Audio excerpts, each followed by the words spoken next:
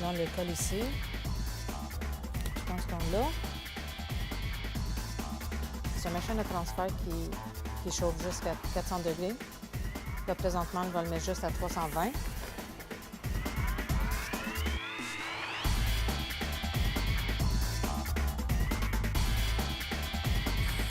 Et voilà, le chandail est fait.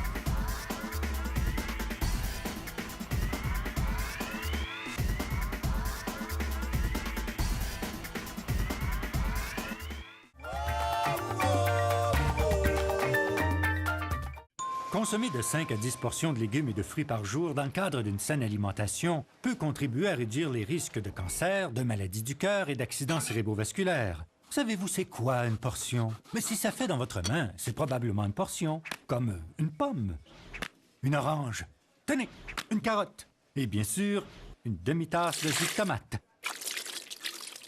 Mais dans un verre, bien sûr. 5 à 10 portions par jour, le compte est bon.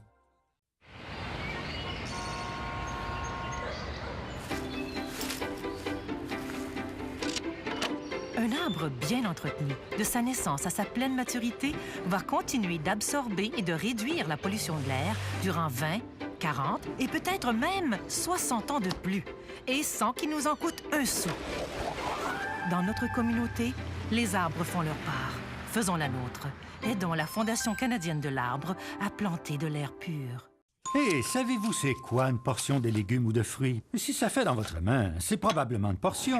Comme une banane. Hey, du brocoli. Ah. Tenez, une poire. Et une demi-tasse de pois congelés. Mais laissez-les d'abord dégeler. Consommer de 5 à 10 portions de légumes et de fruits par jour dans le cadre d'une saine alimentation peut contribuer à réduire les risques de cancer, de maladies du cœur et d'accidents cérébrovasculaires. 5 à 10 portions par jour, le compte est bon. Au Canada, les municipalités jouissent d'un riche patrimoine culturel et naturel. Nous qui vivons et travaillons au cœur de ces paysages urbains sommes appelés par la beauté des arbres et comptons sur leurs bénéfices environnementaux.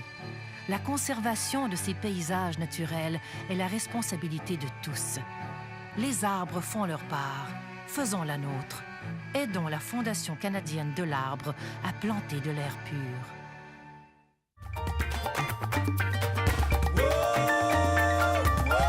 Il y a plusieurs choix possibles quand vient le temps d'utiliser un sac. Mais comment fait-on pour s'y retrouver? C'est sûr qu'en partant, les sacs à usage unique, on ne devrait pas les utiliser parce que leur vie est courte, on considère donc une grande quantité de matières premières pour une courte utilisation. Donc, les sacs à usage unique, il y en a plusieurs. Il y a les sacs qui se disent biodégradables, oxodégradables, compostables. Donc, il y en a qui sont faits de pétrole, il y en a d'autres qui sont faits de maïs. Ceux qui sont faits de maïs, on va prendre du maïs qui aurait été utilisé à des fins autres, donc alimentaires. Donc, on utilise une parcelle de terrain qui ne sera plus destinée à des fins alimentaires. On va donc transférer une autre parcelle de terrain. C'est un cercle vicieux. Et on utilise aussi beaucoup de pesticides, d'engrais, de machinerie agricole pour faire pousser ce maïs-là qui va devenir du plastique. Ce n'est pas une solution du tout idéale. L'autre côté, c'est le pétrole. Il y a du pétrole aussi dans lequel on met des additifs pour que le plastique soit dégradé, mais bien sûr dans des conditions idéales. Donc, s'il n'a pas les conditions idéales qui sont requises pour sa dégradation, le plastique va rester là même s'il est censé être biodégradable. Le plastique fait de maïs, entre autres, ne se dégradera pas dans l'eau, donc va quand même étouffer certains animaux marins, va devenir une problématique pour tout le milieu aquatique. Pour ce qui est des sacs qui sont réutilisables, mais là aussi, on a quand même différents types de sacs. On a un sac de plastique vierge, le sac de plastique fait de matière recyclée, d'autres qui se disent recyclables, mais encore faudrait-il trouver un endroit où on va les recycler, faire quelque chose avec. Et puis, est-ce qu'ils sont faits au Québec? Est-ce qu'ils sont faits en Chine? S'ils sont faits en Chine, leur coût environnemental est beaucoup plus lourd qu'un sac qui va être fabriqué au Québec. Même un sac de coton qui n'est pas du coton bio, s'il est fait en Chine, on est peut-être mieux de regarder un sac qui a été fait de matière recyclée en plastique, mais fait au Québec. Comment on fait un choix, en fait, quand on arrive puis on va aller faire, par exemple, l'épicerie? L'idée, c'est de réduire. À la base, on cherche une solution qui nous permet de réduire. Donc, si un marchand nous donne un sac qui est réutilisable, on pense à l'apporter avant d'aller à l'épicerie. Puis à la base, si on a un sac réutilisable, on va réduire notre empreinte. Donc c'est le choix le plus écolo, qu'il soit fait de coton ou qu'il soit fait de plastique. Il faut réduire l'utilisation du sac à usage unique. Donc, on est mieux de regarder s'il est fait au Québec d'abord et s'il est fait de matière recyclée, par exemple. Alors là, on aurait peut-être un choix plus gagnant comparativement à un sac qui est fait en Chine. Oui. Et par exemple, les gens qui disent qu'ils en ont besoin pour leur poubelle ou leur chien ou ce genre d'arguments-là, qu'est-ce qu'on peut leur répondre?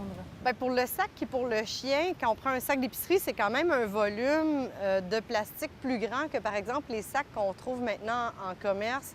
Qui sont, par exemple, il y en a, c'est une petite main. Donc, on met la main, on ramasse le déchet du chien. On consomme beaucoup moins de plastique. C'est un plastique qui est plus mince et puis il y a une quantité de plastique réduite. Donc, on a quand même une réduction de notre consommation en utilisant les sacs qui sont faits pour cet usage-là. Pour ce qui est du sac à déchets, bien, si on prend un même volume de déchets entièrement mis dans des petits sacs d'épicerie comparativement à un sac normal qu'on va utiliser pour les déchets, on va aussi utiliser plus de plastique avec le sac d'épicerie que si on utilise un vrai sac pour les déchets. Donc, pour l'environnement, la solution gagnante demeure le sac qu'on va acheter, puis aussi on va réduire notre consommation une fois qu'on paye pour l'objet. C'est ça. Et est-ce qu'il y a, par exemple, c'est mieux un sac en coton ou un sac en plastique? Parce qu'il y a des gens qui disent que c'est mieux un ou l'autre. Bien, le sac en coton, c'est sûr que je le privilégie, mais il faut que ce soit un sac de coton qui ne va pas être fait d'un coton OGM, parce qu'il y a des grandes multinationales qui fabriquent des produits OGM. Ces cotons-là ne sont pas les meilleurs. Et puis, en plus, on utilise plus de pesticides. Le coton, c'est 25 de la production mondiale de pesticides. C'est donc un produit qui requiert beaucoup de produits chimiques. Le coton normal, pour le fabriquer, on est mieux d'utiliser un coton qui va être biologique, donc un sac qui n'aura pas utilisé une quantité effroyable de pesticides pour sa fabrication. Est-ce que vous croyez que c'est possible d'enrayer, par exemple, les sacs de plastique au Québec? Je crois que c'est possible s'il y a une volonté politique, premièrement, et une volonté des commerçants, mais de le faire d'une façon avec la cohésion, donc que tous se mettent ensemble en concertation pour justement éliminer le sac de plastique. S'ils ne le font pas tous, le sac va demeurer. On peut souvent voir à l'extérieur d'un commerce un sac de plastique qui s'envole. Le client sort du commerce et jette le sac immédiatement. Donc, c'est un problème pour l'environnement. Je pense qu'il faut l'éliminer pour plein de raisons. C'est sûr qu'une solution idéale, c'est de bannir l'utilisation du plastique parce que c'est du pétrole. Donc, à la base, c'est une matière qui est non renouvelable. On a peut-être atteint le pic de production du pétrole. On ne le sait pas, on ne le saura pas non plus.